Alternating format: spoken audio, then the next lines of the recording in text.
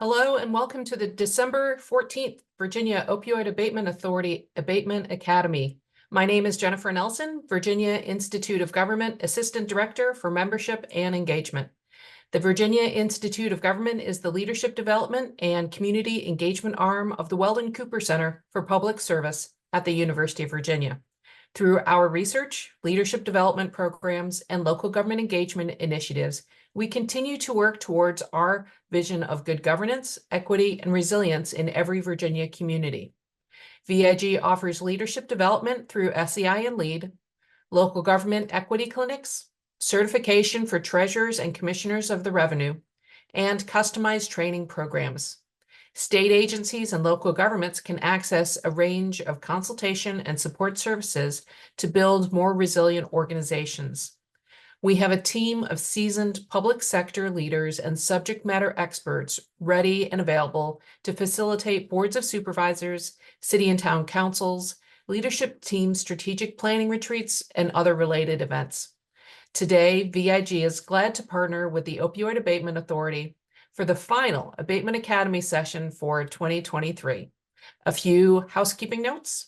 This session is being recorded and will be posted on the Weldon Cooper Center for Public Service YouTube channel soon. If you have any questions, please type them in the chat and I will ask them for you at the end of the session. Thanks again for taking the time to join us today for this Abatement Academy session. Now I'm happy to turn things over to Tony McDowell, the Authority's Executive Director. Tony? Thanks, Jennifer, and happy holidays, everyone. Thank you for joining us. In just a moment, I'll be introducing our speaker for today, but I'd like to thank all of our attendees who've been participating in the Abatement Academy webinar series. The Opioid Abatement Authority launched this series back in the spring in an effort to provide general information, background, best practices that can be used by local governments and by other organizations in the battle against the opioid crisis in Virginia. And I'm very pleased to announce we've had over 1,700 registered attendees for the 13 sessions that we've completed. Today's is the last one of the year, the 14th session. And so we think that between the online views, and people viewing the recordings, we're going to have over 2,000 impressions. And so thank you for participating, and I hope that you found some value and use in this series. We are right now thinking about what the series can look like in 2024, so stay tuned for more information. This morning we have a speaker with us who Ali Burrell, and Ali is with the Office of National Drug Control and Policy, specifically the High Intensity Drug Trafficking Area program that's part of that office. And a key component of HIDA is the ODMap application. This is a resource that Virginia can use to track overdoses, both fatal and non-fatal, in real time, and it provides an amazing insight to trends, to spikes, clusters, and gives us an opportunity as a state and all the way down at the local level to use data and to get insights on where overdoses are occurring, where drugs are moving to, and to become aware of dangerous batches, poisoned batches, things of that nature. And this application is being used more and more across the country by different states as part of an effort to target outreach, harm reduction, and treatment programs. And so Ali has done a great job as program manager in the Washington, Baltimore area, and we're really pleased that she's able to join us this morning. Ali, so with that, I'm going to turn it over to you. Thanks very much. Great. Thank you, Tony, and thank you for inviting us to be part of the Academy. So hi, everyone. My name is Ali Burrell, and I'm going to be talking to you about ODMap today.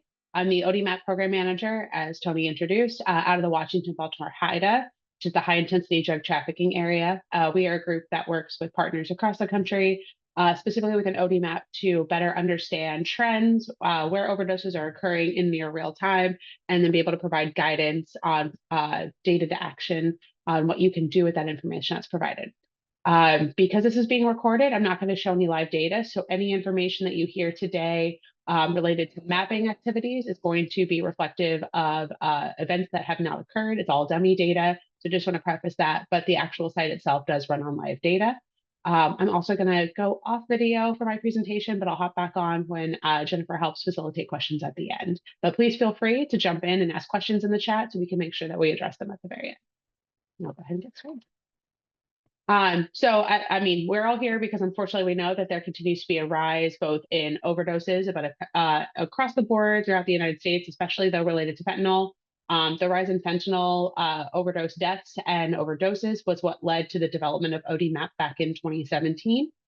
We know, unfortunately, that this has continued to grow, and we're looking at around 110,000 overdose deaths in 2022, and more than that in 2023. So it continues to adapt over time as well. We've seen it transition from an opioid pill-based epidemic to a heroin epidemic, and then into a fentanyl, and looking as we continue to see that change over time in front of our own eyes. All of this is happening because it's all happening in real time. We have to make sure that we're staying ahead of things and understanding things as it's happening, so we can better adapt our information and data sharing practices to ideally prevent the number of overdoses from increasing and make sure we're providing those life-saving resources and programs to everyone across the country. And so we realized that at the Washington-Baltimore HIDA, that public health data and solutions cannot solve the current epidemic alone. Our public safety data and solutions cannot solve the current epidemic alone. Retroactive data alone cannot save and cannot drive life-saving decisions, and that we need to focus on collaboration and real-time data to better understand what's going on in the now so that we can prevent and reduce overdoses in the future. So what is ODMap? ODMap is a free web-based tool that provides near real-time surveillance of suspected overdose events to support public safety and public health efforts to mobilize immediate response to overdose events. So you're going to hear a lot of real-time, immediate response. A lot of these will continue to appear throughout the presentation. That's because within our space at the WB HIDA, that's really where we focus on, is that immediate response. We understand that there are a lot of really amazing tools, both at the local, state, and federal levels that focus on syndromic surveillance. Our space is really that within that immediate time frame of an overdose. So within the 28 to 48 hours after an individual's overdose, that's really where we want to gather our information from. So you'll hear a lot of those buzzwords consistently throughout this presentation. So ODMap first started back in 2016. We launched a 3-county pilot out of West Virginia because the Washington-Baltimore's area of responsibility is going to be Washington, D.C., West Virginia, Virginia, and Maryland. And so we started there in response to what we were seeing in Baltimore. So we gathered everyone together. They expressed the need for this kind of real-time data sharing. And our director said, you know, we have an opportunity to be that conduit to facilitate data sharing as well as develop a program. And that's where ODMap started, was those 3 counties in West Virginia. And it's grown from there. So as of last month, we have an agency signed up in all 50 states, as well as the District of Columbia and Puerto Rico. We have approximately 4,800 agencies that have signed our participation agreement. And then we have approximately 32,000 users that have signed up over that time period since 2017. We have 35 states, and that includes the state of Virginia, with a statewide implementation strategy. And that can either be legislation that supports or requires reporting of overdoses to ODMap. It can be a statewide data entry practice. We have 2 folks in Wyoming who hand enter every data point of overdoses that occur in the state. So we count that as a statewide strategy. And then we have our most prevalent one is our statewide application programming interfaces, which for Virginia pushes all for Virginia particularly, we work with the Office of EMS, and they push all non-fatal overdose event information. So any non-fatal overdose event that is seen by EMS, that information is automatically populated into ODMap. And we have 25 states that are providing that same type of information, a direct connection with their system. It really helps making sure that information is usually sent over to us within 6 hours. And I'll explain why that timing is really crucial to some of our tools here in a little bit. But Virginia does make that data available through our partnership with the Office of EMS, as well as a lot of our neighboring states as well. So we have statewide data in Maryland, in Delaware, in District of Columbia, in West Virginia. We have 2 different streams in Kentucky, and then our neighbors down south in Tennessee and North Carolina We do have some coverage in the major areas, but unfortunately, we're still working on kind of building up that statewide implementation. But we do have 25 others. We have 25 states in total with an application programming interface. And all of this equates to having 2.24 million overdose events entered into ODMap since we collect information back from January 1, 2017.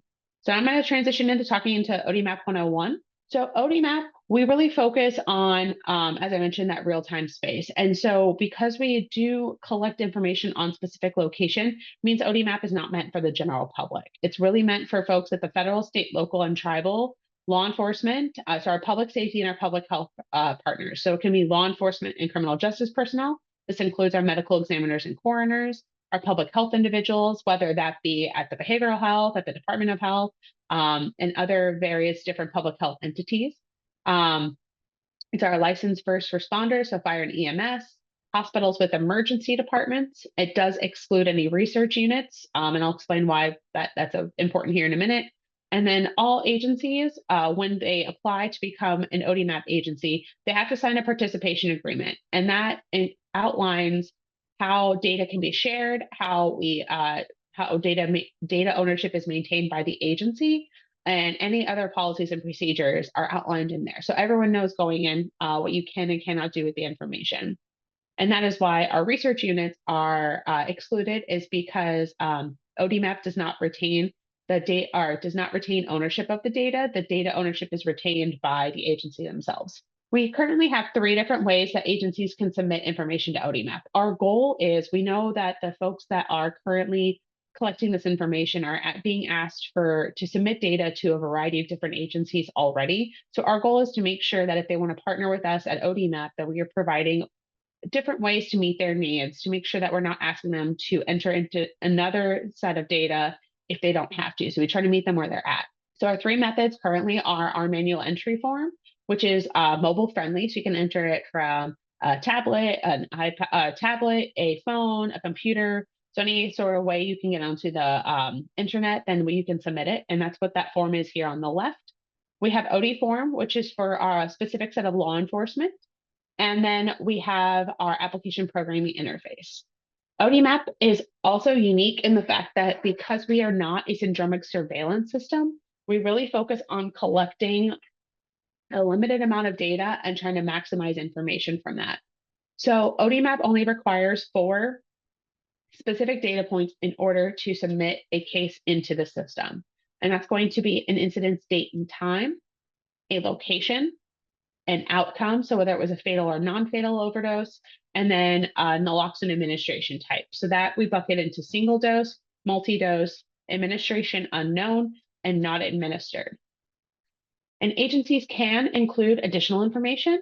It's not required, but we do have fields such as suspected drug, if they were transported to a hospital, if naloxone was left behind, if a motor vehicle was involved. There's about 20 other optional data points they can enter. Age, gender. However, not all of these are going to be presented onto the map. Suspected drug here is bolded because out of all of them, this is our one we, if it is possible, recommend the most that people submit to ODMap, because we know that being able to track how trends change is really crucial to how you might implement different strategies. So if you see a traditional methamphetamine heavy use area transition to a fentanyl, then you want to make sure that you're having enough naloxone to cover for that change, that you're going out and teaching people about different strategies related to Narcan distribution and other harm reduction initiatives, or you're able to go and make sure that the learn about, potency and different things of that nature. So we really encourage suspected drug as one that agencies can submit if it's possible. This is a little bit more about API, so that application programming interface. It just allows a direct and automated integration. It really focuses on making sure that our agencies do not have to re-enter data into another system. So for example, your EMS providers are the ones that usually have created a API with us traditionally. And so when they complete their run sheet at the end of a run, if they hit submit on that button and it closes out their case, then that's automatically pushed over into ODMap. So they don't have to log into a system and re-enter it. It's automatically just pushed over. We use a very simple REST API, and that allows us to make sure that we can connect with almost any system. We've not been able to not connect with the system, which is great for us because it really, again, meets people where they're at. And then it's one of those things where once you set it up, it's done, and it's what's called backward compatible. So if there's any changes that are made, it should not impact the flow of data at all. And one of the other major questions that we get is related to HIPAA usually, because we do include information on location. However, we're not considered a system of record. We collect location information, date and time, fatality status, and naloxone. Everything else is considered optional. And our information that is collected is not considered PHI. It's our location information is translated into a latitude and longitude, so a geolocated point, and where the overdose occurred, and none of the other information is retained. We do not keep any address information. It is purely used to geocode, and then it's completely deleted from our system because we don't want to make sure that we don't have any of the information that would be approaching a PHI level. And then additionally, we also have a zoom function where it limits to how close you can zoom into a location. So it goes down to street level. And that's to make sure that, especially in our more rural areas, that we are trying to help mask the individual's identity as much as possible by making sure that we can restrict that zoom level. Now I'm going to transition into talking about the actual tools and the system itself. So ODMap, of course, we have a map since we are called ODMap, and that's what we call the national map. It includes information that is cross-jurisdictional and suspected overdose events. So the great thing about ODMap is that because it is cross-jurisdictional, once you become an approved agency and then a user of the system, you are able to see everything on the national map. You are not restricted just to your location. So if you register that you are in Arlington County or Roanoke City, you are not limited to either of those areas. You can look across the state. You can even look across the country. Anything that is on the map, you are able to see. However, we also provide opportunities to filter data. So you can filter down to areas of interest, areas that are connected to you. You also have the opportunity to turn those into heat maps. And we also have these pre-built in analytical charts that allow you to kind of help turn the information into bar charts and help kind of start to answer questions.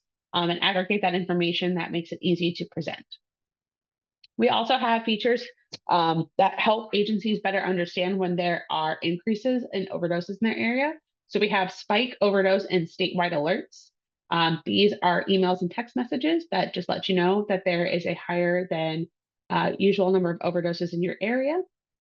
We also have the ability to make them map your own. So you can add in your own personal data. So if you have information on like harm reduction sites or naloxone distribution points, if you're law enforcement, maybe you have information on arrests, whatever that might be related to your particular area of interest, as long as it has a latitude and a longitude related to a point, it will upload it for you. And then you can kind of start to use the tool in more of an analytical sense. And we also have the option for you to import your own Esri web layers. So if you have a local mapping system or dashboard, as long as it has an Esri web layer, you can overlay that as well. But Esri also has the option for individuals to share maps that they've made. So you can upload those as well. Those are things such as hospital locations across the country, schools, anything like that. You can then overlay on the map as long as it's published. And one of the other things that is unique about ODMap is we allow multiple agencies to provide data for the same area. So you can have law enforcement, your local coroner's office, and EMS from a state or your local level, all submitting information to ODMap at the same time for your area, which helps you better understand in totality of what's going on of overdoses that are seen by individuals. We do understand that, folks that are overdosing at home and revived by Narcan, you might not be able to capture that, but we are able to better understand, at least for overdoses that are seen by public safety and public health, those will be captured as well. And we have a duplicate detection program in place that looks at every single event entered into ODMap and double checks to see if they are potentially a duplicate to make sure that we're not triple counting areas that have multiple different agencies submitting data to ODMap. I'm going to get into looking at what the tool is. And as I said, for today, we're going to use our example data from our test environment. So all of this is dummy data purely made out of the need for PowerPoint presentations. And so when you first log in to the site, you will see the national map, and that's what you see here. You'll see here in this on the map itself, you'll see diamonds, and then you'll see circles, and then they're going to be color coded. Our diamond shapes here represent fatal overdoses that have occurred, and then our circles represent non-fatal overdose events. They are color-coded based on the naloxone administration type, and we have a key built into the system to help remind you of what they all stand for. But you'll see here, like red diamonds, those represent fatal overdose events that have that the person did not receive naloxone. And then you'll see the non-fatals. The greens are going to be your your non-fatal overdoses with a single dose of naloxone.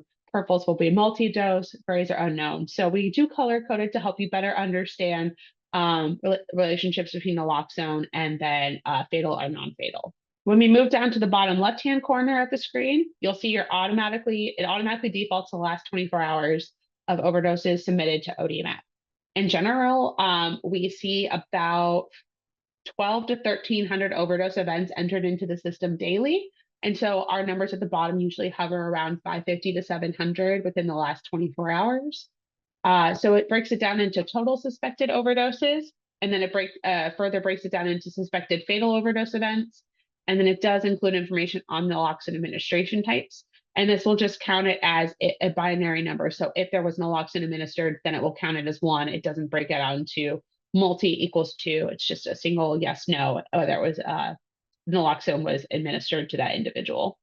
We also have built-in filters, and it helps you be able to do a deep dive into the data that's available.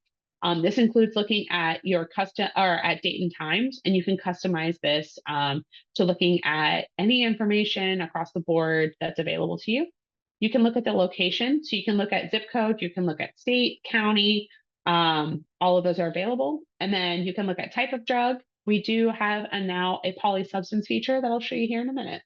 You can also view the map legend here, looking at this layers option. It looks kind of like a stack of pancakes. It's where a lot of our new features are currently being housed, is in that little drop down that looks like pancakes.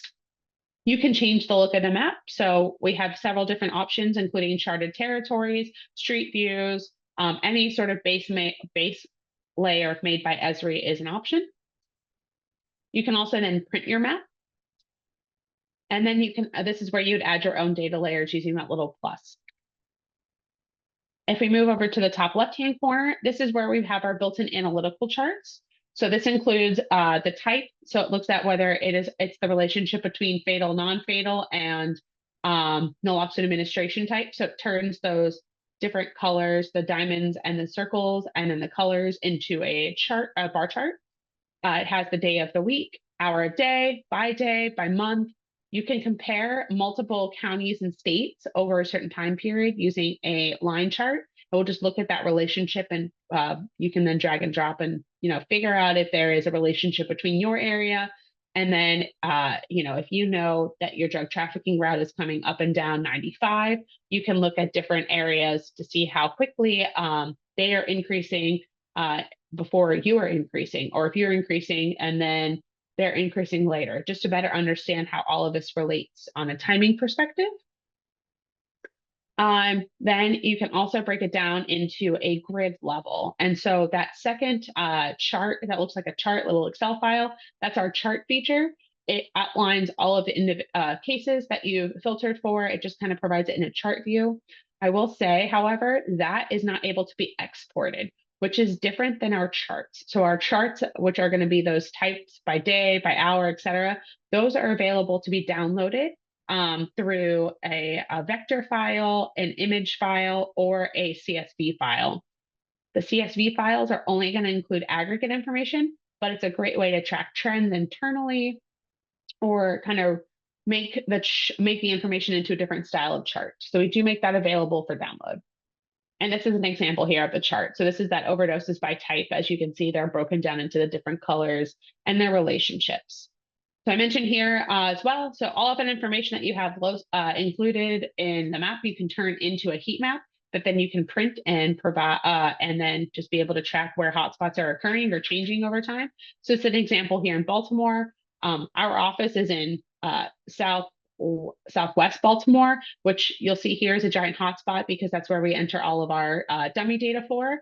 So it just allows you to kind of see how there are hotspots around. So we just provide that option for you to toggle on and off. We also, in the last few months, understanding that trends have changed and polysubstance continues to be something that is continues to increase. And then the relationships of different types of drug patterns are changing. So it's no longer just fentanyl and heroin. It's becoming fentanyl and cocaine and fentanyl and methamphetamine. All of that, though, needs to be reported as much as possible. So understanding how all of these different combinations are impacting areas is important, because when we look at hot stamp bags coming through your area, you might be able to see that it's methamphetamine mixed with fentanyl. So you want to be able to understand those changes over time and be able to use them to better react to things in real time. And so what we now are able to do is you can include information on as many drugs as you would like, and all of those are going to be reported. And then you can also then filter by those combinations. So you have your primary suspected drug and then additional ones. As long as a drug is included in that additional suspected or suspected drug, it will then query for it. That way you can see all of that. And if you look at the column on the right here, hopefully you can see the mouse. But in the picture on the left, the 1, 2, 3, 4th column that says additional suspected, you'll see here it lists all of the drugs that were included in that. So it's going to provide an opportunity, just separated there by a little semicolon, all of the drugs, as many as you would like. We've also provided recently the opportunity to look into areas and their demographics that are related to where overdoses are being reported. So we understand that different socioeconomic and different social determinants of health might impact how areas and are impacting their overdose rates. And so we've taken the information provided by the census and partnership with Esri and their demographic summary dashboard, and just embedded it into the system. And so now you can toggle on a layer where if you click on one of the counties, it will outline in green and it will pop up this summary data here on the right-hand side. This is going to be Harford County, Maryland, but you can then be able to go and see kind of those basic demographic information, and then just kind of better understand about what's going on and how it relates to overdoses in an area. And that's available nationally, so that's already embedded within the system. And then we've also understand that not everyone's area of responsibility or area of interest is clean cut along county, state lines. And we also know that overdoses don't just stop within Virginia. And drug traffickers don't just stop at the border. So what we've done is built in a feature now where you can make your own geographic boundary. So think of it like Zillow. So you can now drag and drop your mouse and then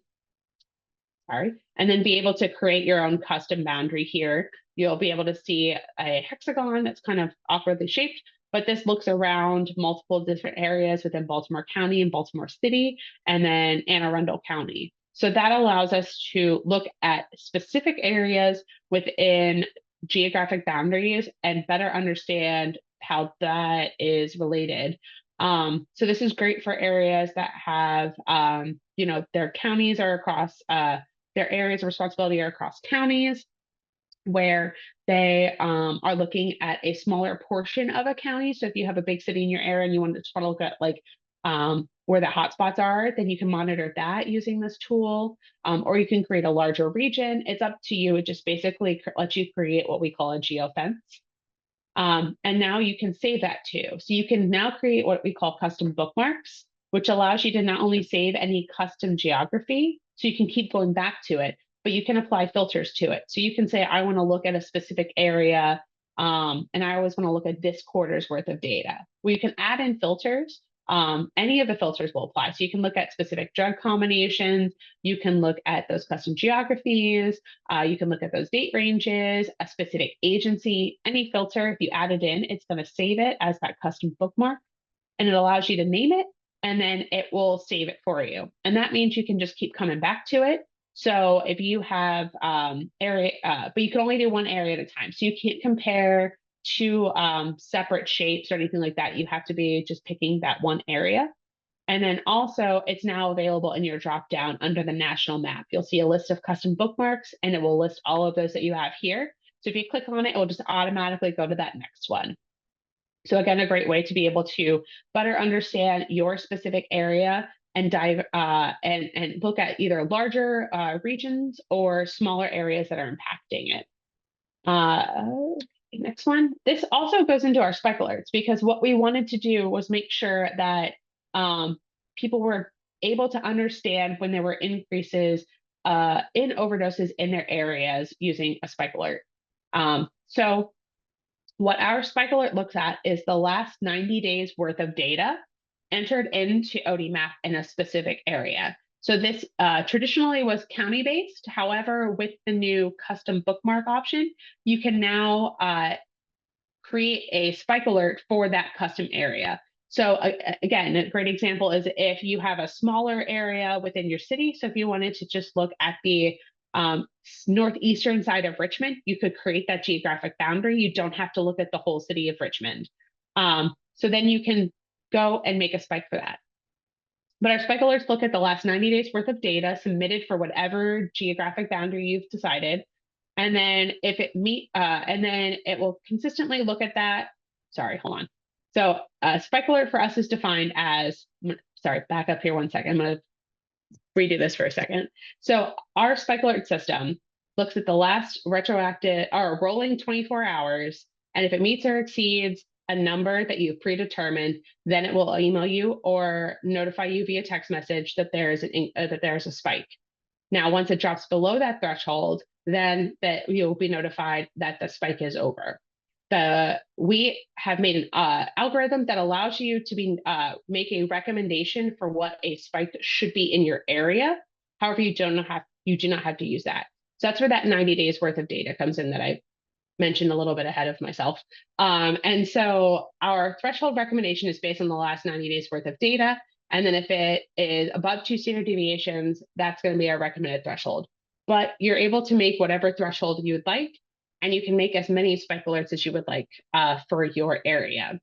And so what we have folks do is they'll make spike alerts for their neighboring counties. They'll make it along their known drug trafficking routes. They'll set up multiple ones for their specific area. So if their recommended threshold is 10, it might say that's way too high. We want to know when it's 5. And so every time that area reaches 5 overdoses within a 24-hour period, they'll get notified. So it allows agencies to really expand how they can look at the data and create a notification system. The cool thing about our spike alerts is, unlike ODMap, where you have to be an approved user, you can add non-approved users to spike alert emails.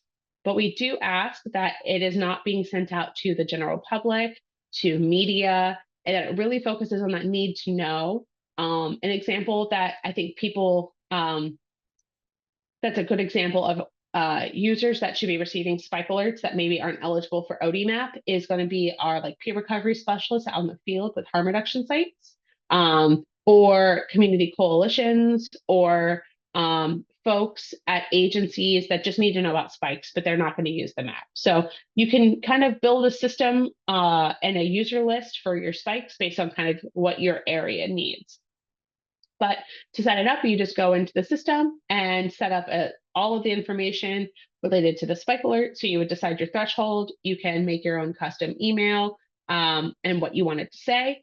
And then you would add your subscriber list. And then the alert would be initiated once it meets that information, so that threshold.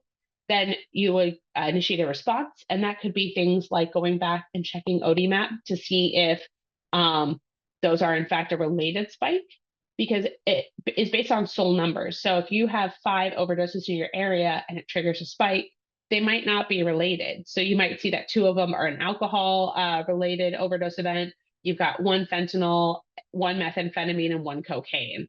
It's less likely that they are related, but it's better to build in that response to go and check to make sure That way you can, dispatch any sort of response program that you have if you determine that they need to initiate that looking at the spike.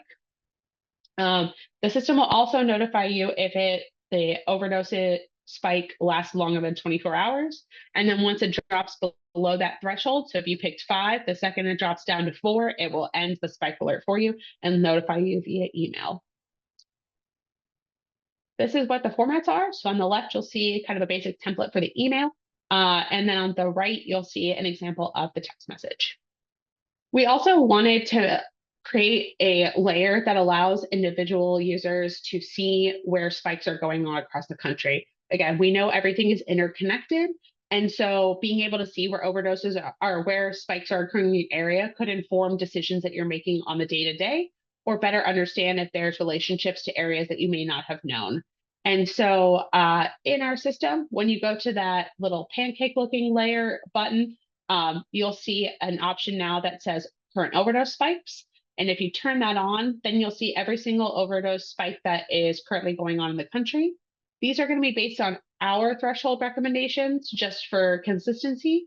And so you'll see an example here that there is a spike right outside Metro Atlanta on this map, near between Jacksonville, so on the Atlantic side of Florida, and then you'll see one in Baldwin County, Alabama. So that's going to be Mobile area, just for your reference. But anytime you click on any of these, you would be able to see this pop-up button that allows you to get a little bit more information. So we see here when the spike started, the state and the county. We see the threshold that triggered the spike alert is listed as 3. The number of incidents that have occurred was also 3, and then the total number that occurred. So these are different in that the number of incidents is going to be the current number and then the total number. So if you currently have 4 in the spike, but 7 have existed in the total spike over the extended period, you would get that differentiated. And then how long the spike has been going on. So it lists about 6.5 hours. And then based on the timing of spike of the different cases, you'd be notified when we kind of anticipate that spike to end. We also wanted to make sure that there was a way to better understand when spikes were occurring in the last week. So we have created a similar layer to the current spikes. We call it the recent overdose spikes, and it's broken down into 3 different groups. So it's got 0 to 3 days. That's going to be kind of your dark terracotta, orangey brown color. And then this peach color is going to be your recent spikes from 3 to 5 days ago. And then your kind of beige color is your 5 to 7 days ago. So as it fades to a lighter color, that means the further away it is. But when we go to areas like Atlanta, we can see that there's a current spike. We had one a few days ago, and then we had one about a week ago, and then we had one within the last 3 to 5 days. So is there something coming in that area that maybe we need to be aware of? Is there a bad batch coming through? Is it something that's going to inform is it something that's going to impact this area here in Macon, where you've had an overdose that occurred or a spike that occurred in the last 0 to 3 days? So is there something going on in this area because we know they're interconnected?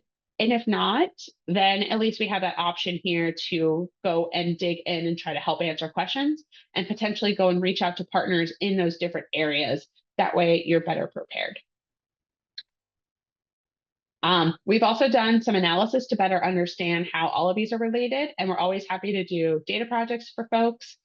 This is just an example of how you can use the different spike alert tools along the East Coast here, because we know that our 95 corridor carries our drugs here on the eastern side of the country. And so you're able to kind of map how all of these are related, again, just to better understand if you have activity in New York City and Philadelphia, how quickly is it going to start impacting the Richmond area? And then even from there, how quickly is it going to go west out I-81 and start impacting more towards the Roanoke and Bristol area? We're able to kind of better understand how all of these are related due to when spikes are occurring, and then matching those with the real-time overdoses as well, using the dot side of the map. And then we also provide resources on how to use our spike alerts and what they do. So we have our overdose spike response framework that kind of guides through if there's an overdose and recommended actions.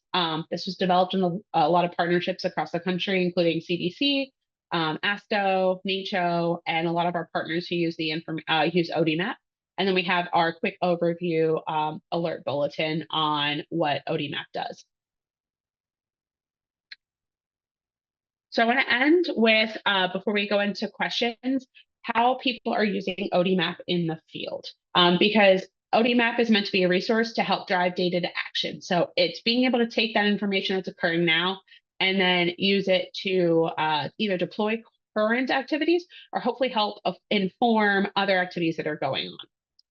So an example of how we used a spike alert in the field, specifically in Virginia, happened a couple years ago when I was the public health analyst out of the overdose response strategy in Virginia. My partner and I got a spike alert for Arlington County on the 28th of June. And what happened was we reached out to our public safety and public health officials in the county. It is pretty small, so we decided, we want to reach out into our neighboring areas because we know that in Northern Virginia, everything is so transient that we wanted to see if it was impacting us or if we can inform regional efforts. And so by reaching out to those partners, me on the public health side and him on the public safety side, we found that this was a trend within the region, not just in our area specifically. And so we were able to kind of do some information sharing and better understand what we were looking at. We were looking at a lethal batch of fentanyl in our area that was coming in as pills. And so we wanted to make sure that we were focusing on resource heavy information getting out to the public because it was a fatal batch that we were seeing, which was unusual for us. We saw 15 deaths in the area, in the region, 6 in Arlington alone. Our spike threshold is 3, so it was a pretty bad week for us. So what we did was we worked with our local coalition and our partners at RCSB to draft basically resources focused statements. So what is our Good Samaritan law here, our local harm reduction effort, our information on where you can go get Narcan, and they decided to post some information on what they were looking at so that it was showing up in press pills. And they decided the best way to do this was put it out through the local coalition. So they posted it on Facebook, and this was something that got 400 times more traffic than usual. And the CSB ran out of free Narcan for the weekend. So we found that to be a very successful initiative, and they continue to do this now. We've also seen ODMap integrated into spike alert response teams. So they, take that information about a spike response program and then match it with their local quick response team. So reaching out to individuals using their internal protocols. We recommend those to always include, public safety, public health, law enforcement, whatever works within your area, just bring them on. And then you can use those spike thresholds to, do whatever you'd like with it. But using those spike alert response teams are going to be really crucial to better reaching out and understand what's going on, and making sure you're including the right partners is key. So partnering with maybe your non-ODMap eligible entities, like your harm reduction initiatives and things of that nature, will be really crucial. And then we are also working on highlighting things about what's going on in the field. So we understand we have some idea about what's going on within ODMap and how folks are using it. So we really want to highlight so that way others can know what folks are doing with it. So we've recently relaunched our Spotlight series this year. These are posted on our website, which has a ton of other resources like YouTube videos, training tutorials, overview pages. But we have our Spotlight series here. We've included ones from West Virginia on how they're using it within their spike program. We have an example from North Florida that's actually being replicated out in Virginia. They are basically taking any spike and then they're creating a bulletin and sending it out to local partners to provide understanding about what's going on. This is being replicated along a group of individuals in the I-81 area between Tennessee all the way through Maryland. It includes our partners in the Bristol area, in Roanoke. We've got missing one, the Winchester area. So along I-81 specifically, we are sending bulletins out that are being drafted by the public health analyst out of the overdose response strategy to better understand when spikes are occurring and sending them out to partners. And then lastly, we have the Connecticut Department of Public Health, an example here. We've also got we have ones from a variety of law enforcement individuals, but we're always looking and trying to share information on how folks are using ODMap and sharing those directly with our other partners. I think we have one coming up that will hopefully focus on how ODMap can be integrated into overdose fatality review teams, which I know is part of the governor's initiatives recently to expand those. So ODMap can be used successfully within an OFR setting to help understand situationally what was going on during the time of an event that perhaps that area is looking at. So we're hopefully going to have one of those here shortly, in addition to other resources that we have available. So how to get started with ODMap. So ODMap, again, remember, is a free tool. You do not have to provide data to gain access to the system. The only thing you have to do is sign up and then get approved. So to get started for ODMap, you just want to determine if your agency is already an approved agency. Virginia has, I believe, like 75 approved agencies, including the Department of Health, and a variety of other different state partners. So we always recommend checking to make sure your agency is, if they're signed up or not. If they are, you just want to use your agency code to sign up at odmap.hida.org as a new user. I have my contact information in the next section. So if you're not sure or what your agency code is or who the person who would be in control of that agency account, you can always reach out to me and I can help you know. If they are not an approved agency, then you want to complete the agency request form on our website. And then if you need to determine if you're an approved agency, you can always visit our website and look at our list of approved agencies, which is what you see over here. This is what you should see, is you can select your state and then there'll be a list. Like I said, there's about 70 of all of the agencies, and this means they're approved. And that is my brief overview of ODMap and anything you can garner from it. Hopefully we will bring more folks on, and we're always happy to do additional tutorials if you'd like more in-depth detailed information on your specific area or doing a training for your agency. That's me. I'm Allie. This is my contact information, and I'll hand it back over to Jennifer and Tony to help facilitate any questions you might have in the chat or anything else you guys need to add.